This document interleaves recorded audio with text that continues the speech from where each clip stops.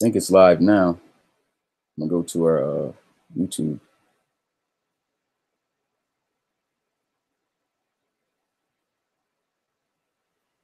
Yeah, it All right, says Mike. we're live. So okay, we're live. What does respect mean at Santander Bank? That we're gonna stop. Ad just What came does up. it mean, Smitty? I don't know. What's good, Relocation Football League fans? It's your boy Smitty here with, of course, co-host and co-commissioner Mike, also newly hired head coach of the the Salt Lake City Pioneers.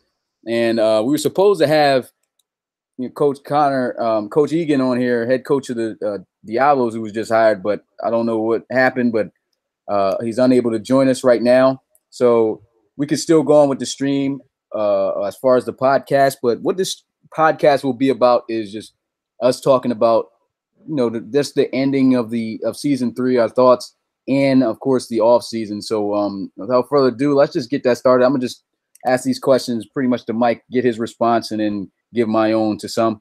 But starting out, I want to ask you, Mike, how do you feel about the Thunderbirds' big win over the Sentinels in that championship game? Dang, man, that was a crazy game, and it was so much fun being able to give my first shot at co-commentating with you. That was a great one. But man, that did not turn out the way I wanted it to. Obviously, all the props go to Coach Kazera and his game plan and his offensive playbook. He's really kind of got that down to an art for his players, and I'm definitely glad to see him come out with a win because of his dedication to this league. Um, but yeah, it didn't go the way I thought it was going to go. Definitely, Kyle Bain played phenomenal. He made a lot of really good decisions. You and I were talking after the game, just looking at some of the things that he was doing, extending plays and everything. And yeah, I think it was an all around great performance by the Thunderbirds. Yeah, I can agree with that. It was just a game of pure dominance that I'm pretty sure everyone wasn't expecting. But that leads into the second question that I have pretty much.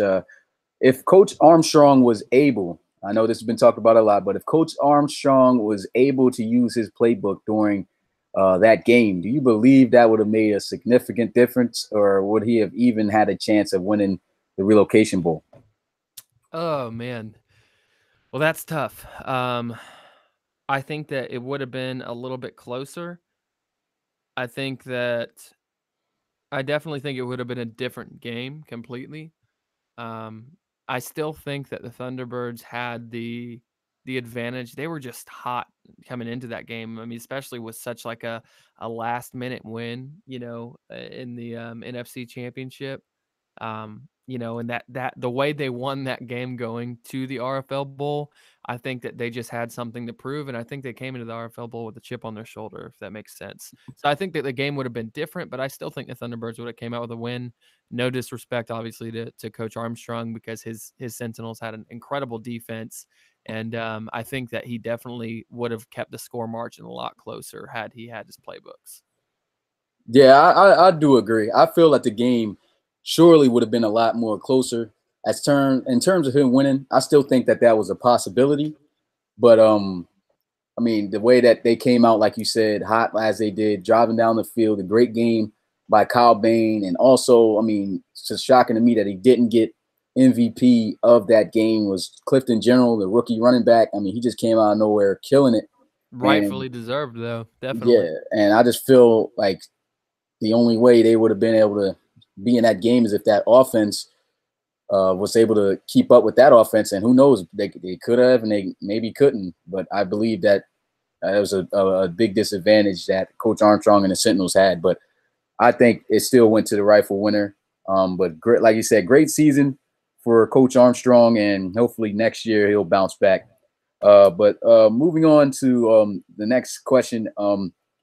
If you could summarize season 3 in one word and define it, like what would you say about the season? Oh gosh, I'll be honest with you, Smitty. I haven't thought this one over. Summarize season 3 in one word and define it. Inspirational. Okay.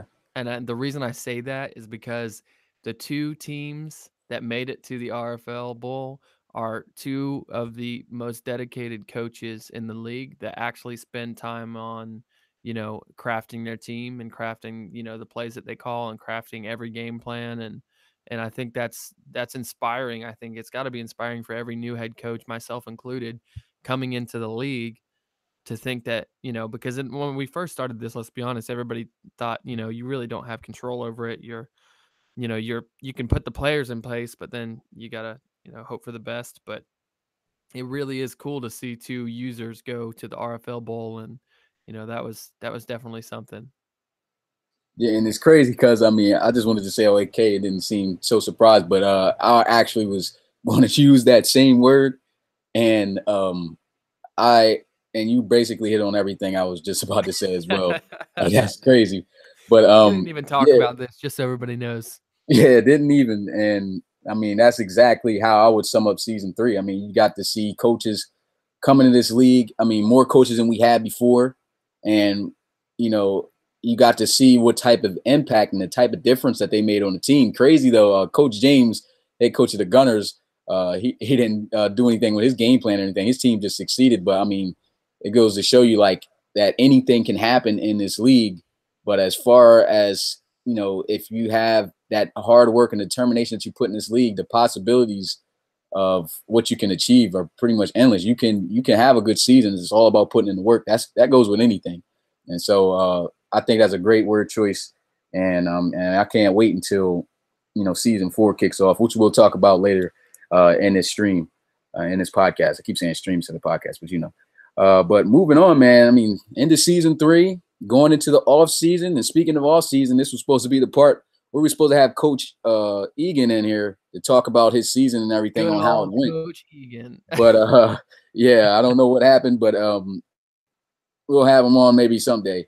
But he made some of the biggest moves this offseason. Thinking about the Mexico City Diablos, their first season in the league, which were all the NFC teams, was in season 2. And they made it to the relocation bowl, were able to beat the Thunderbirds and get to that spot. And when they got to that spot, they put up a good fight against the Red Dragons and came up short by a touchdown. Final score of the relocation bowl 2 was 20-13. But this was a team everybody had a lot of hope for possibly next season. And what happened was, unfortunately, the next season came, and they just were not the same type of team. But a lot of people, though, also assumed that they took, I don't know, just that's the type of team they were from the beginning, but they just got lucky. A lot of guys were thinking like that, but it kind of showed. And with Coach Egan now rolling in this offseason, God, I these remember guys, that RFL Bowl. I remember that RFL Bowl. I remember talking with you right before that RFL Bowl, and we were, planning everything for the league. And yeah, I definitely remember. Who was the running back? It was Miles Kerrigan. Miles Kerrigan. Oh Yeah. man, good old Miles Kerrigan. That boy, that was the time that he had that playoff run. Yeah, rushed for over 700 yards and just, I think, 4 games. So that was ridiculous. And he rushed for 940 during the season.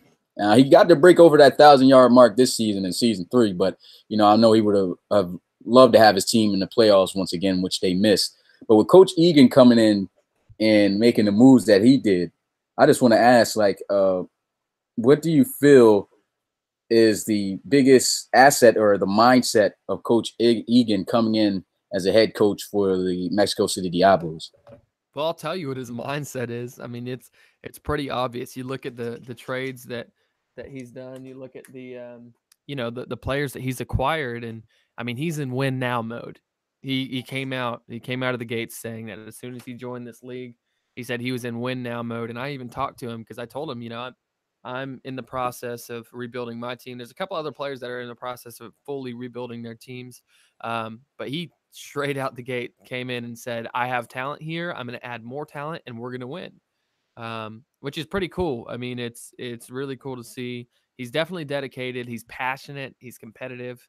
I think he just has the mindset that he needs all the pieces right now to win. He wants to go to the RFL Bowl this season, and especially with that good old rivalry brewing between him and Toronto, it's going to be interesting to see this season.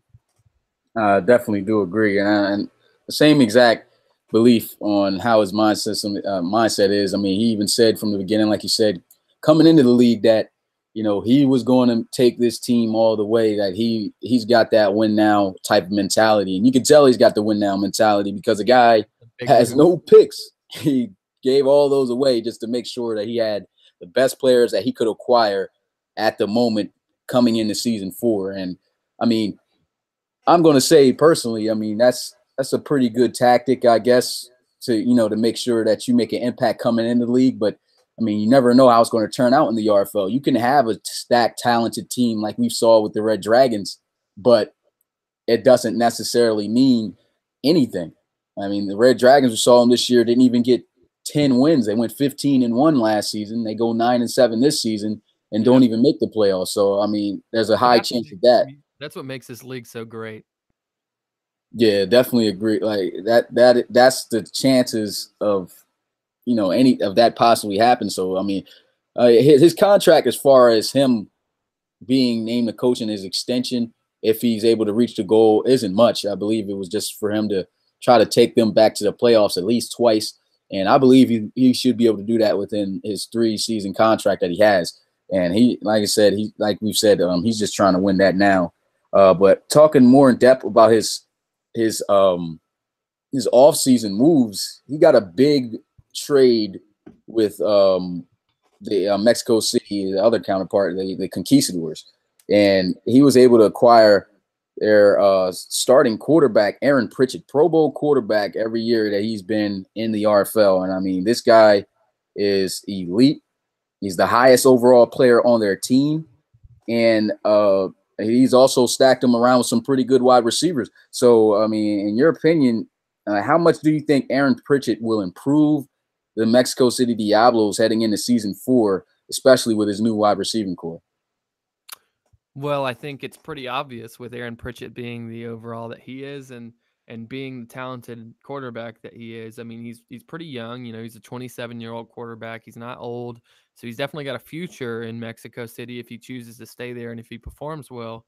But you're talking about a quarterback who's got very, very, very, very almost perfect awareness.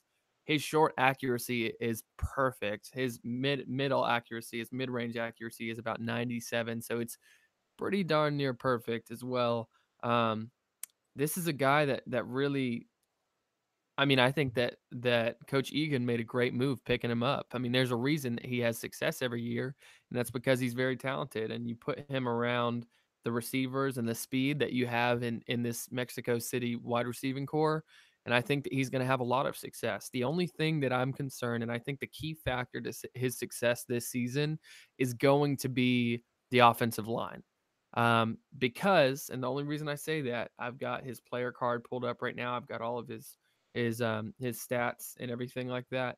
The only reason I say the offensive line is going to be such a key factor is because his speed is really low, his acceleration is really low. He's not necessarily a scrambling kind of quarterback. He's more, I mean, he's really good on play action, but he really his break sack 67. He's just not really good at outrunning defenders.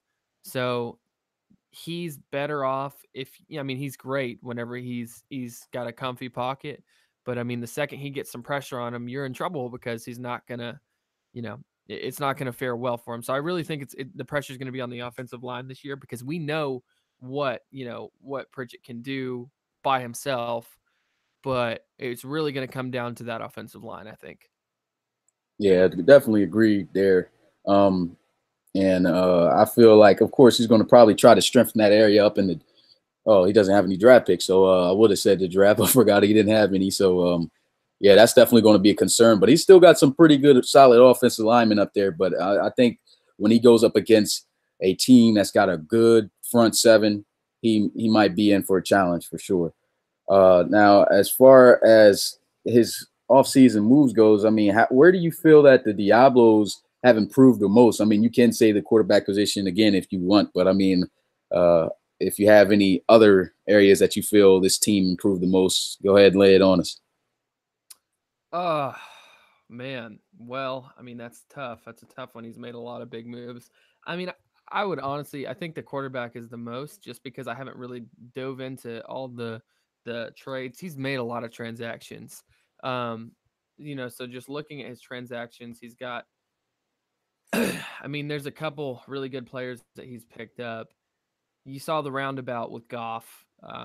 That's a crazy one because he traded Goff, I believe it was to Toronto. Toronto. Then Toronto traded him to the Shamrocks, I believe. Yeah. The Shamrocks, and then the Shamrocks, somehow Coach Egan got Goff back in another trade, or with trade with the Shamrocks. So he's kind of went full circle. But now he's got him listed as a halfback, and he's using him as a a halfback catching out of the backfield, which is cool. I'm interested to see how that works. But I would say I would definitely say the quarterback position, just because uh, coming from last season, there's nothing wrong with the previous quarterback, but Pritchett is he's an elite quarterback, and he's proven that in this league. And a quarterback really, a franchise quarterback makes or breaks a team. So with Pritchett being in there, he's just adding key little pieces, and he's really doing a great job building this team. Like I said, he's in win now mode, so he's not using any young players out of the draft to build this team. But he's using all veterans that he knows are proven. I like his method. I think to answer your question again, the quarterback position definitely is the best position that he's addressed this offseason. Yeah, I mean, I can for the most part agree with that as well.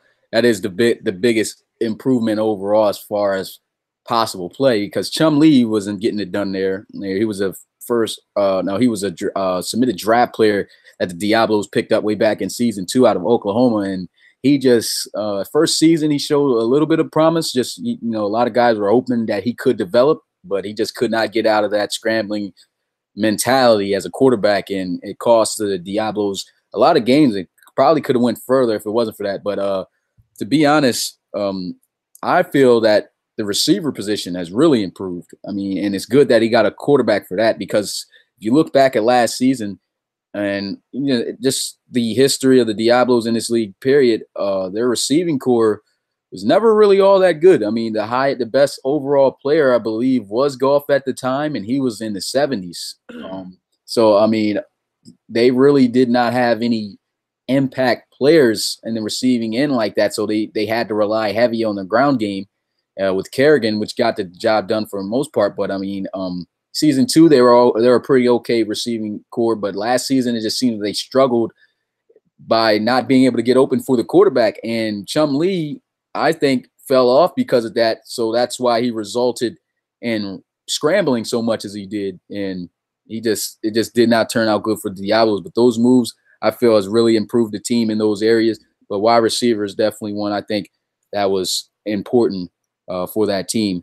And I was going to say, just looking at his starting wide receiver lineup, he's got Joe Johnson listed at 6'5", 6'5" wide receiver. He's, we talked earlier, you and I talked, and Joe Johnson's got 99 catching, which is awesome. So he's definitely going to be a red zone threat. Jeffrey Blackson, which he actually acquired from me, him and I had a trade, and I sent over Blackson to him just because I felt comfortable in my wide receiver core. But Jeffrey Blackson's listed at 5'10". He's not really a big receiver, but he is fast, and he plays really fast. Then he picked up Piku McCullough as well. That's his third wide receiver. So another big acquisition right there for absolutely, sure. that's another user submitted draft player that and he came from where was he at previously? Conquistadors. Fellow Mexico City. Nice. Yeah, I mean, I'm excited to see how Piku plays as well. Definitely excited. Yeah, I do agree with you on this wide receiver core. I think he's made a lot of improvement to it, and I can't wait to see. And nothing's really set in stone. So I am interested to see how it fares out, over this season. Yeah, this is probably one of the most anticipated teams to watch out for next season in season 4 for sure. And for the final question about the Diablos, I wanted to ask if you could estimate a record on where you think these guys will be last season, or what type of record they will have. What would you say? I'm going to go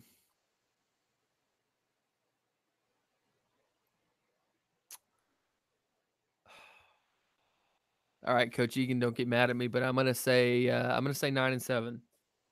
Okay. I'm gonna say 9-7. The only reason I say that is because it's a new system. These players are getting used to a new system, but he's brought in a lot of players. He's brought in a ton, actually, of players, players who haven't been in this scheme or this system.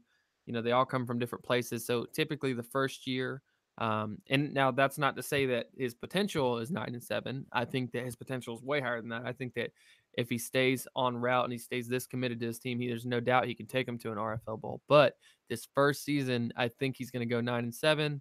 I would love to be proved wrong because that's great for the league. If he can take this team all the way to an RFL bowl in his first year, then props to him. And the dude's competitive, but I really just think that injuries play a big factor too.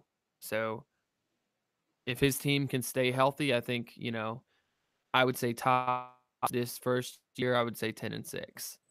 Okay, well, yeah, where I would say list them at is possibly 11-5.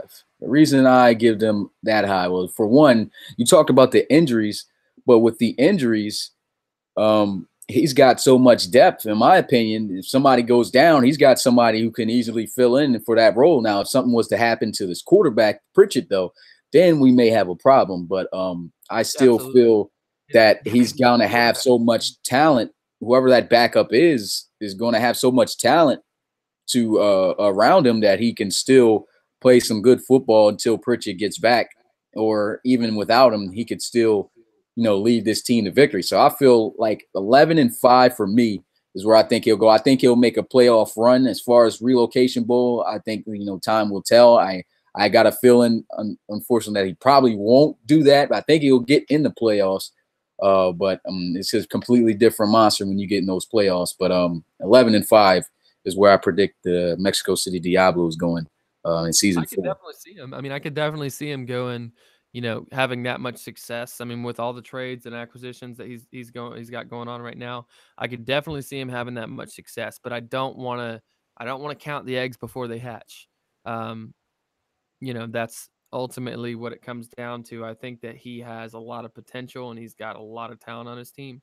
But like you said yourself, it's proven talent doesn't do anything. Like the Red Dragons, like we were talking about, talent doesn't do everything. So we'll see how it goes, man. Yeah, that's at this point, that's all we can do. But just as Piku says in the comments, I mean, Diablo's most entertaining team right now heading into season 4. And I mean, everybody's going to have their eyes on him. So Coach Egan better be ready and committed to have his team win next season.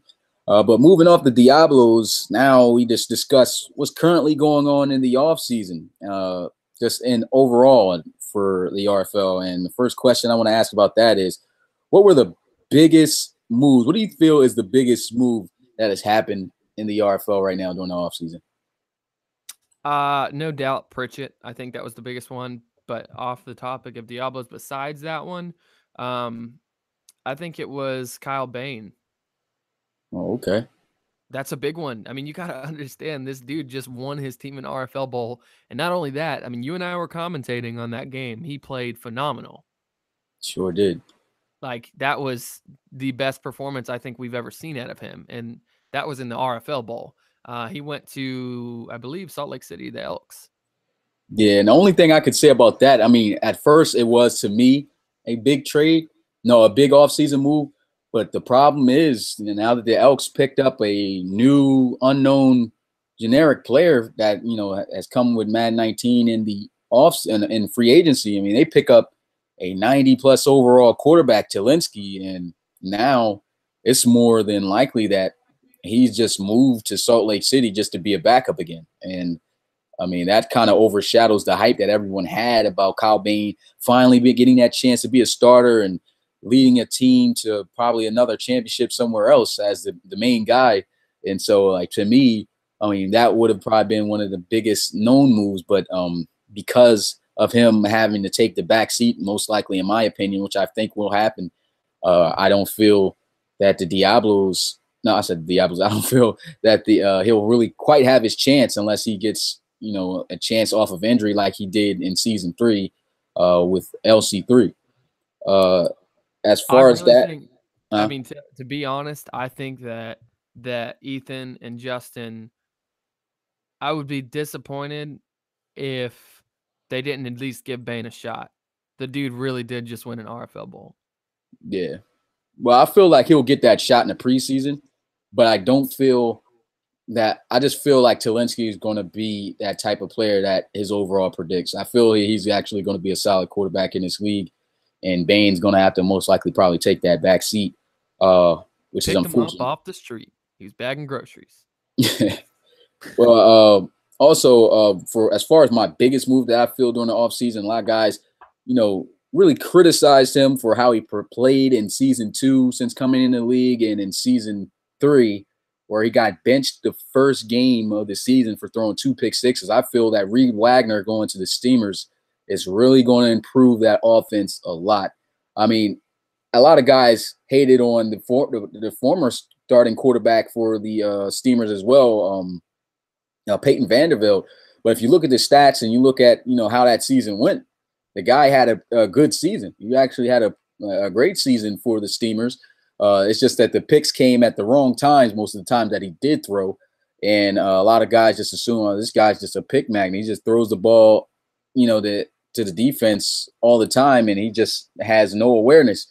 But he was actually a pretty solid quarterback. But now they have moved on with Reed Wagner. He's had a lot of the same problems too. As a 99, he was in Madden 18, but since the move over to 19, he's dropped to a 96. But I feel that he's going to play a lot better because of the improvement of this game, and also he's got those attributes, and I feel that the Steamers are going to build with some good players around him to make this offense do a lot better than they did in season 3, and kind of get back to their old ways as being one of the top 5 offices as they were back in season 2 in their first franchise season in existence. So that's the biggest move I would probably have to say for me that I've seen for the offseason. So Wagner to the Steamers?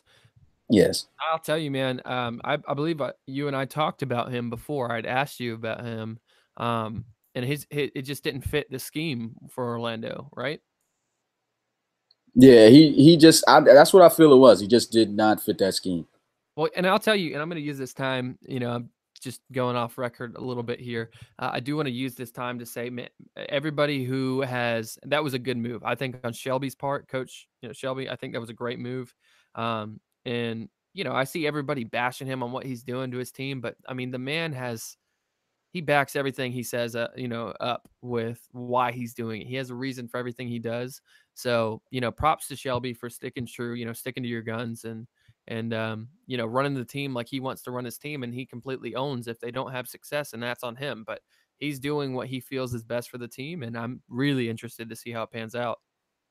Definitely agree. Moving on to the next question. What teams do you feel will be the most improved in season 4 of the RFL? I want every part of me so bad wants to say Pioneers. But no, but honestly, most improved coming from last season. Man, I really think that the Steamers will be better. Surprisingly, thinking, despite what everybody thinks, I think they will be better because of their record last year. I think that all they can do is go up. That's all they can do. I think they're going to be better. I think Ethan and Justin are going to do good in the Elks organization. I would place them. I don't know what did they have a 10-6 season last year? What team did you say again? The Elks. The Elks? No, I think they went 9-7. Hold up, I got the website right here. I think that they can take them. I think they can go 10-6. So I think they'll be improved because they have had a good off season. I think I'm really, really curious to see what Rob does with the Celtic Tigers. I think that they're going to be, another, obviously they've always been a threat, but I think that they're going to be really good this season. man, it's just hard. There's been a lot of user coaches making really good, really good acquisitions. One team I haven't seen make anything really, or I haven't. I guess maybe they have made trades, but I haven't really, caught them. Is the Cougars? Have they done anything this offseason? From what I've seen, not really. Um, I don't believe. Well, Coach Dar hasn't made any free agent pickups or quite anything like that. But I mean, I feel that team's still pretty talented though. Yeah, absolutely. Yeah, I just didn't know if they did anything over, over the course of the offseason. The Thunderbirds ended the season at, was it 13-3? Mm-hmm. Yeah. I think they're gonna stay the same, if not maybe a little bit better. I really think that they've got what it takes over there, and especially having LC3 back. But let's see. I think that's about it for the teams that I think are gonna improve. Um, the Snowhawks are obviously a team to look out for. Mitchie's pretty smart when it comes to this game. But yeah, I think that pretty much hits it for me. Yeah, I like that list. As far as like, I'll give 3 teams that I feel is really good, has really improved from what they were last season due to the offseason moves. Well, for one, the top team I think that has improved the most, which everybody can mostly agree to, are the Diablos. Which we got Coach Egan in here right now, and there he goes. Said he slept. That's why. Yeah, Hey, your fault, Coach Egan. Yeah, Take but the L. it's all good, man. We'll have you on another time to talk. But yeah, the Diablos have improved drastically in a lot of areas. They always had a good defense, I would say. Yeah, they did. But the defense just got a lot better.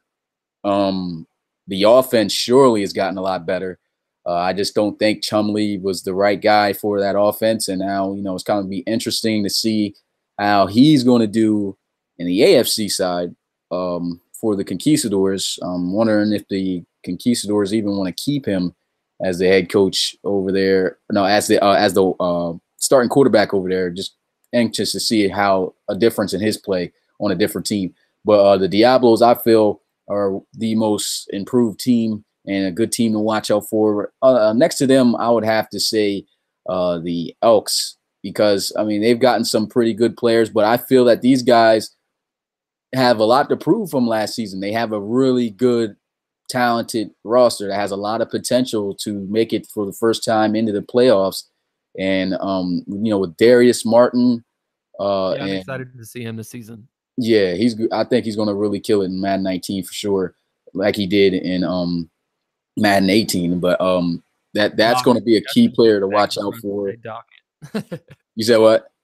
Justin keeps begging for us to say Docket. Oh yeah, and I was just about to get to him too. That free agent pickup, which is what we're referring to, is I think it's Henry Docket. Not sure if I'm saying his first name right, but yeah, Docket. Justin, is it Henry Docket?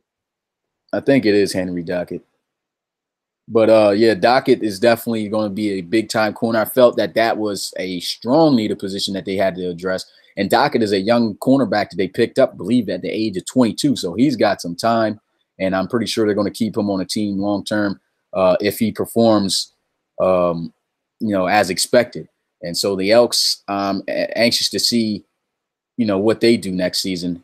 And as far as number 3, I'm going to go with, a little bit of a sleeper, the Shamrocks. A lot of guys aren't really talking too much about the Shamrocks as far as from last season play. They just hired a new coach there. He used to be a former and was the first coach of the Steamers, who had a great draft class. Unfortunately, they went winless. But, Coach Lewis, I think he's made some pretty good moves for the Shamrocks, and they have some talent now. So they probably got some controversial moves that he made as far as getting rid of Montrell Lasana, one of his best receivers that I feel really could have made an impact for them this season. But, I mean, it's not that he's not able to get receivers to fill in that position as well. I think Tom Wilson, if he's healthy, this offense is going to be a lot better. And so all 3 NFC teams I'll go with as the top 3 teams to watch out for season 4. But moving on to the next question, it says, I got here, what teams Oh, I already said that. uh, how I would have to say, how excited are you for season 4, man? I mean, just a simple question, and everybody can answer this in the chat as well. How excited are you for season 4 after what we've seen so far going on? There's no doubt season 4 is going to be game changing for this league. I mean, there's no doubt. You look around and everything. I mean, look at the power of even just, having an online league now, having it to where we have daddy leagues to where everybody has access to all the rosters and depth charts, at the tip of their fingers. I mean, it's crazy. This league is really, really, really going to start expanding. We've got how many? Have you tallied up the user coaches now this season? I believe we got about around 19. That's incredible. I mean, you can't. It's awesome. I mean, season 4 is going to be great. I know you and I were talking earlier, and I know this doesn't seem. It may not be a big deal to a lot of people, but the November title update that Madden really did a lot to the run game. For sure. And it's crazy. I mean, everybody was complaining, and the main complaint on this real player motion that we saw, in the RFL Bowl and everything is, those cuts, those random cuts, and And I'll have to say, just testing. I was testing all day up to this point so far with the sliders. I had to make some slight adjustments, but man, when I tell you that the AI is a lot better, it's a lot better. The running backs don't make those silly cuts no more. I mean, we're going to be watching some real football in season 4 for sure. And that's why it's always good that that's why it's good that I plan like from now on for season to start up at the beginning of a year in January, because that gives the time for the game, to be updated and patched enough to where it should play at a great level by the time the season starts up. And so, Madden 19 right now, I think is going to be playing excellent for us when season 4 kicks up in early January. So I can't wait for that. Plus, I'm excited. I would be. I know I'm just a co-host on this podcast, but I'm also the Pioneers coach, and I'm excited about season 4 for the Pioneers. We were 6-10 last season, so I'm really excited to turn that team around. And honestly, I'd be happy with even 9-7, 9-7, 10-6. I am rebuilding everything right now, but I'm definitely excited about the season for us. And I feel like there's a lot of things that I'm going to do, and I'm going to make the most out of the talent that we have on this team as well. Yeah, I can't wait to see how the coaches coach their team. How much of an impact that they make as new coaches for that team is what I meant. But speaking of that, I'm going on to my next question. How competitive, because of these new coaches, do you think season 4 will be?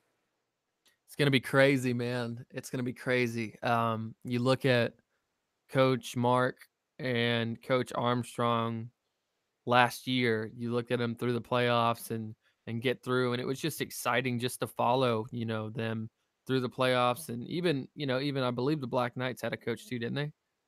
Yeah. No, they didn't. No, sorry, not Black Knights. It was who was it? Was it the Gunners? Yeah, Gunners had a coach. Yeah. So just even having a couple in the playoffs last year was really good. But you talk about, 18, 19 coaches, whatever we have right now. It's crazy, man. It's going to be really competitive. And I feel like that the trash talk is going to get pretty crazy. And it's going to be great, man. I love, and I remember even thinking back to, you know, looking, whenever I first found out about this league. I don't know if it was in season 1 or if it was in season 2. I think it was in the beginning of I think it season 2. was season 2. Yeah. Yeah, the beginning of season 2.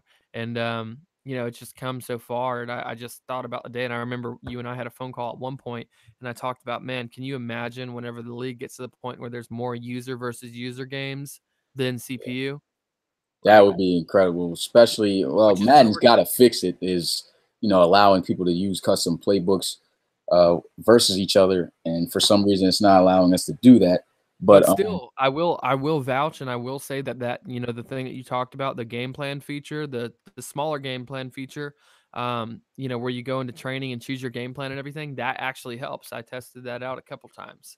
Yeah. So it does actually work. So, for all the coaches wondering, I mean, that really does help as well. So, I think it's going to be competitive nonetheless, and I think more so about team building than anything else. So I'm really excited for season 4. I think it's going to be a really competitive season. Yeah, I agree with all those statements made there.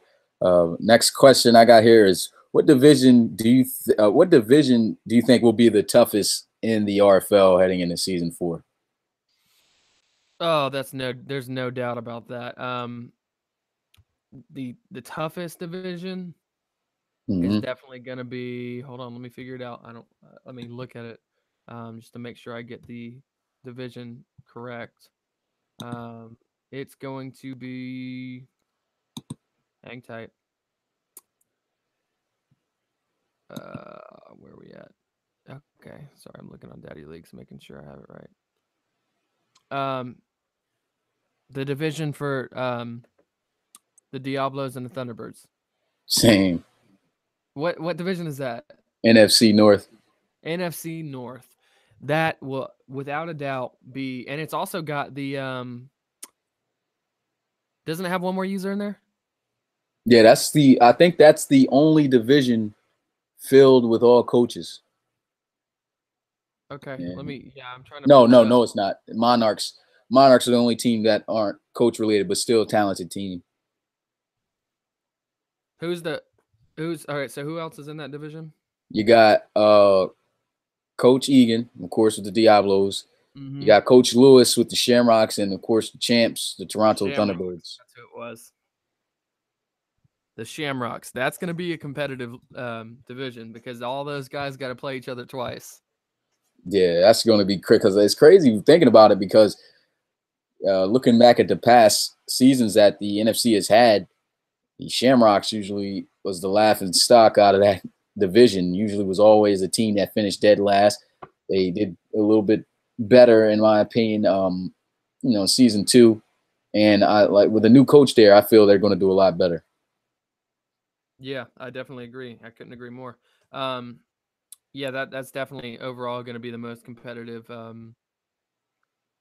think the other one Yeah, in the Mitchie in the AFC. comments, talking about the AFC South, and let me pull them up because that is the only division with all coaches where you got Coach Armstrong with the Sentinels, you got Coach Dar with the Cougars, new head coach for Carter, I believe. I say Carter, is it Carter? I almost forgot his name, but Red Dragons just hired a new coach, and of course Huskies there with Coach Chiz there. So, I mean, that's the only division that's stacked up with coaches. And even though their overalls right now, I mean, they aren't finalized, but they're not that high yet for the teams. Overall really doesn't matter anything in this league. But, with coaches going head to head every week, that should be very interesting and competitive to watch. Probably should be one of the top teams. You said what? It's gonna be wild. I said it's going to be wild. Oh, yeah. Definitely. So moving on. So that's pretty much it for the off season that I've got. I got 3 more questions and just a topic that I'm pretty sure everybody just wants to hear about. Got 2 big free agents coming into the RFL for season 4, and of course, well-known world players from the long shot series. You got Devin Wade and Colt Cruz coming into season 4 as free agents after the draft. So all I wanted to ask is, what are your thoughts on Devin Wade and Colt Cruz entering the free agency in season 4? I think it's awesome. I think it's really cool. Obviously, I mean, I know a lot of people. There's a lot of people that didn't like long shot. I personally really enjoyed it. I think it's going to be really cool to see how they fare in the RFL. And it's, kind of one step further to take their journey, if you will. So I mean, I definitely think going into free agency, it's going to be cool to see if somebody picks them up and be able to track their stats in the league and see how they're doing. I'm just interested to see where they go. Yeah. And next question I got is, what team do you think would be interested in signing either Devin Wade or Colt Cruz for season 4? Oh man, that's tough. I could see I don't know. As far as teams that need a quarterback, I haven't done enough research on that. Wide receiver, obviously, you can always use another valuable wide receiver. I could see the Cougars picking him up. I could see, or picking one of them up, Colt Cruz at least. I could see the Voyagers picking one of them up. I could see there's a couple of different teams. Um, for Devin Wade, I'm not sure because the league has pretty good quarterbacks already. So it's going to be, it'd be difficult to kind of guess where he's going to go because there's a lot of good quarterbacks in the RFL. Yeah, I mean, I agree as well. As far as Colt Cruz, a big team I think will be interested would be the San Diego Crusaders. I mean, they picked up Elijah Bentley as a free agent last season. He was a 90-plus overall wide receiver, but he sure did not really play like it. The Crusaders just don't, in my opinion, have a solid receiving core at all, and I think that would probably be one of the first teams to jump at him for sure. As far as quarterback play, though, I mean, looking around the league, a lot of teams don't need a quarterback. We're just unsure what the ratings are going to be for them coming into Madden 18. But teams that I see may be interested for sure would be the Desperados, probably. I mean, they do have a young rookie who balled out in his rookie season as a starting quarterback for the Desperados, Eric Fisher. Out of Illinois, I think it was. And so, like, that's a team that I think might have that be a quarterback battle situation. And another team that I think may be interested is one of my favorite teams in the league is the San Antonio Dreadnoughts. I mean, we already know that Phil Feely was a very iffy quarterback. I mean, there would be times where he's on and there would be times where he was really off and you never really got it in between. So, I mean, that was just a guy who also was older that I believe they let go into free agency now. They got a young 85 overall rookie quarterback.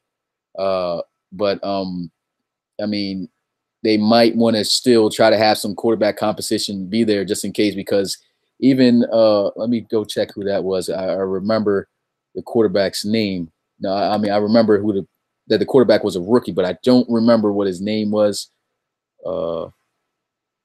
For the Dreadnoughts. Let me go look him up real fast. Jake McBride. So Jake McBride, 85 overall quarterback, started, but I mean, he really didn't have any impressive moments as everybody thought. So I think he may have a good overall, but he's just at best probably right now average quarterback that you can let develop later on and become your starter eventually. And I think bringing in Devin Wade could really, go good either way, as either Wade being the starter and having him develop, or just him beating out Wade and still having two good solid quarterbacks on your team.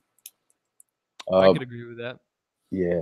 And for the last question, which we'll be taking questions at the end of this one, is how do you think they'll fare in the league if acquired? Do you feel that they have the chance of being potential starters in the RFL? Potentially, yes. Like I said, there's a lot of good quarterbacks already in the RFL, so I think that they could have a chance to start. Probably should have said realistically or something. Yeah. Devin Wade, I don't know. Colt Cruz, yes. I think Colt Cruz could. I think Colt Cruz could start. There's a couple teams, like you said, that he could come in and start day one for, because there's a lot of, I think there's a few teams that don't have really, number one receivers. Yeah.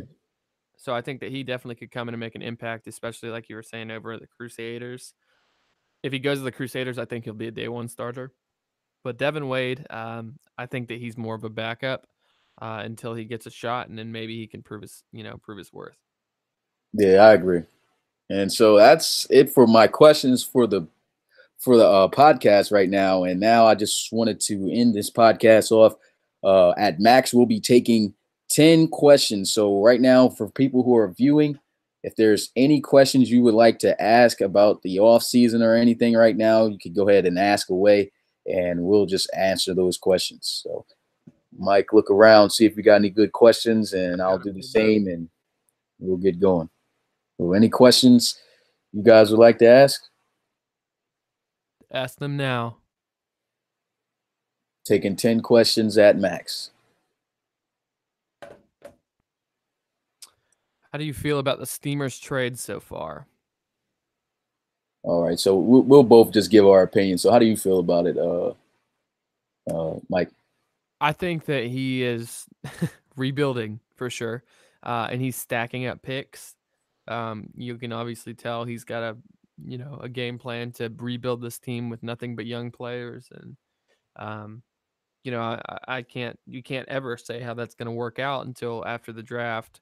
Once we see the players that he gets, but I think that for what he's trying to do, I think he's going about it the right way, and I wish the best of luck to him. I mean, a lot of people have a lot to say about what Shelby's been doing. But I think he's been doing a good job being a coach, which is all I want a coach to do in this league as a commissioner. I don't want, people just, coming into the league and being pressured into doing things they really don't want to do, or a player comes up to them and say, I should start, and they just start them. If it's not good or beneficial for the team, I feel they shouldn't do it. And I feel that, Shelby has taken that approach with his team. And I always tell the coaches, I mean, I will give you my opinion on if a trade or anything you did, in my opinion, just maybe wasn't good or not. But as long as you feel good about that decision and you can still make something happen, there's nothing wrong with the decision you made. I don't care if everybody thinks it's the worst trade ever or the worst move ever. If you feel good about it as a coach, and it's your team. So I feel that anybody who does that, then more power to them. I wish them the best heading into next season. I agree. The next question I'll hit is Luke Shore says, "Do you think McBride is a better QB than Feely?" I honestly do think that he will be a better quarterback than Feely. The only reason I say that is because, well, it's already been done. The Dreadnoughts have released Feely and haven't signed him yet into free agency, so he most likely won't be back on the Dreadnoughts roster. But Feely, like I said, he was never in between guy. He was either good, no, he was either great or terrible.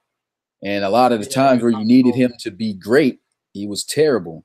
And a lot of times where what didn't matter, he was just great. So, I mean, I feel that, right now, McBride's a little bit inconsistent, but, he can definitely shape out to be a much better quarterback than he was for the Dreadnoughts. I agree. Okay. DB the King 7 says most team to make a splash in the draft. I'm assuming he means in free agency. Obviously the Diablos, no doubt. There's not even a question. I think he probably did mean the draft though. I mean, who I guess like asking like who do you think will have the best gonna draft? make a splash in the draft? Yeah, who have the best draft heading The into Steamers. next. I was going to say the same thing. Yeah, they've got so many picks. I mean, God, it's just a law of averages at this point. It's a numbers game. Like they've got like 15 picks or something like that. So, I mean, at this point, five of them, at least five of them got to be good, right? Yeah. At least, yeah. That I feel like with all those picks, he's bound to get some good players for sure. And they may not be good this year and this season, and that's okay. I mean, that's not what he's going for. He's already came out of the gate and said that he's not looking to do good this year. He's looking to rebuild his team for the future. Yeah. Let's see. Next question I've got. Okay, I believe it's the Cougars head coach asked how the draft is going to work. How the draft is going to, we're still working that out, but pretty much how it's going to work is coaches are going to, of course, be on their teams to pick for their picks. But so the NFL teams don't take picks, I'm going to use the coaches or other people on the franchise to pick, players at the bottom of the draft board for those teams. So we can so they won't take the user players or just any player that's good in the draft because they shouldn't be there in the first place. And so what it comes down to, the CPU will then pick whatever player they want. And so the CPU picks that. And once a coach's team comes up, they just pick who they want. So it's pretty simple, but it takes a lot to do. But that's how the draft is going to work. Awesome. So we got a good question here. A couple really good questions, actually. I love this question. Coach Egan, Mr. Absent, um, he wants to know MVP predictions. Well, who I predict to be MVP next year is kind of tough to think about right now.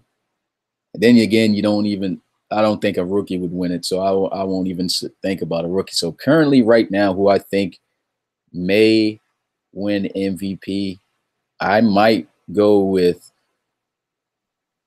Aaron Pritchett, because I mean, Aaron Pritchett, he was in the MVP talks last season. Of course, Jabri Jackson had that phenomenal Cam Newton type season, but other than that, I mean, Aaron Pritchett was right there following up, and now that he's not with the Diablos, no, with this Conquistadors, and he's got a great wide receiving core, I think he's going to be nothing but even better and lead the Diablos to a lot of big games and that they'll win. So that's my opinion. Oh, that's going to be okay. So this is a really tough question. MVP, there's a couple names that come to mind. Then you got to think about what Mitch said right there, right underneath Gidley. Yep, Giddigley. Yeah, because he's got some good receivers this year around him too. He does. But I'm gonna go with a crazy. I mean, that's not so crazy, but I'm gonna go with LC3. Oh. It is kind of crazy because you think about it. I mean, we already know him as an exciting quarterback to watch. That's what I'm saying. But he got injured last year, and it's gonna be crazy if he stays healthy this whole season, especially with the way the AI is working in the new Madden after the new update, and just God, I mean, I really think that dude to this day, he was the most exciting player to watch in the RFL to me.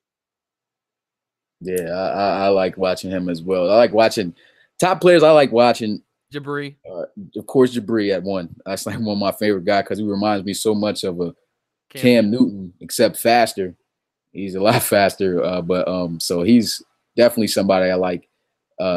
Exciting to watch. LC3 right next underneath for him, and another one is Drake Crowell. I mean, the guy doesn't run, but the guy played a full game and was 24 of 24, first quarterback ever in RFL history to play a full game without throwing an incompletion and win. And the guy is one of the most consistent quarterbacks in the league that I've ever seen.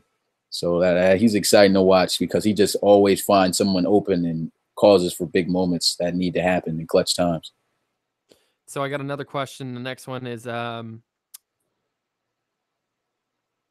like this one. Any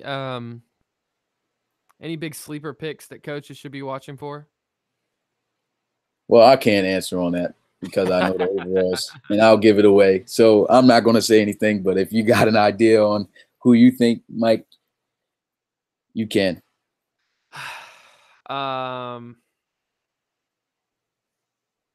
Billy Johnson. Billy Johnson, Oregon State quarterback. That's all I'll say. I don't know anything either. I don't. He can. Smitty can vouch. We don't. There's the transfer over and everything. Really, really was drastically different.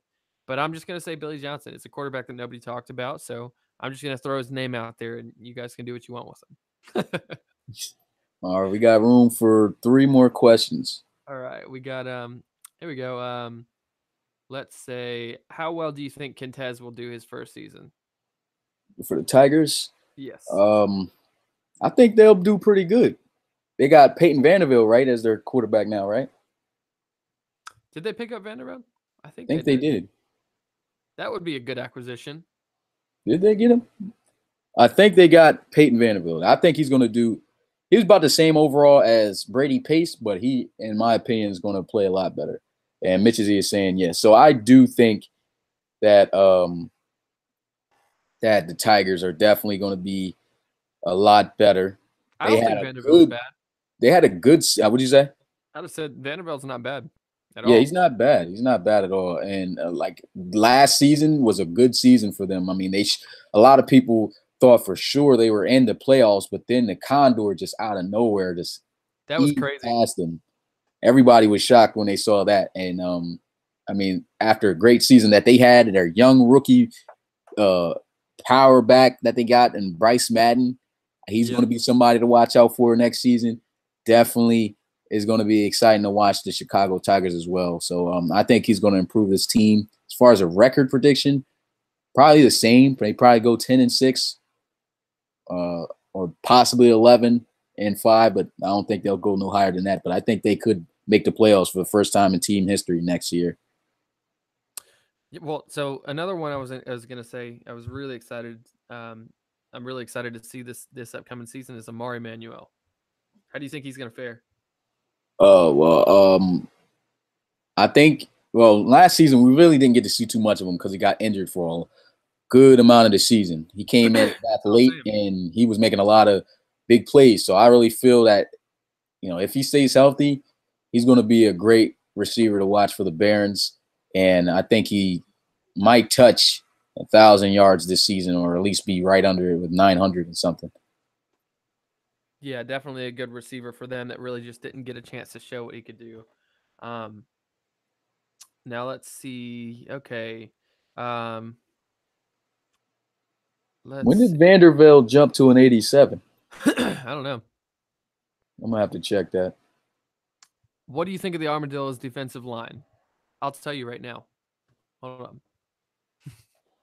Thank you, Daddy Leagues. All right. We've got... I'm looking at these, Smitty, I'm looking at these defensive line players for the Armadillos. Uh-huh. Let's see. We've got... Well, I know they got Jake Wycheck. Yeah. But there's some guys that aren't on that team right now that should be on the team because they're in free agency. They got to re-sign them back, remember? So they don't even got Keegan McMahon. So that list probably isn't going to help too much. Oh, yeah, there's nobody. There's just 2 left ends and 1 right end. Yeah, but I mean, their D-line was pretty solid last year. I think they're going to be the same. Yeah, definitely. Wycheck's really good. Yeah. And he's young, too. 23. Yeah, he was drafted in season 2. First season, too, I mean.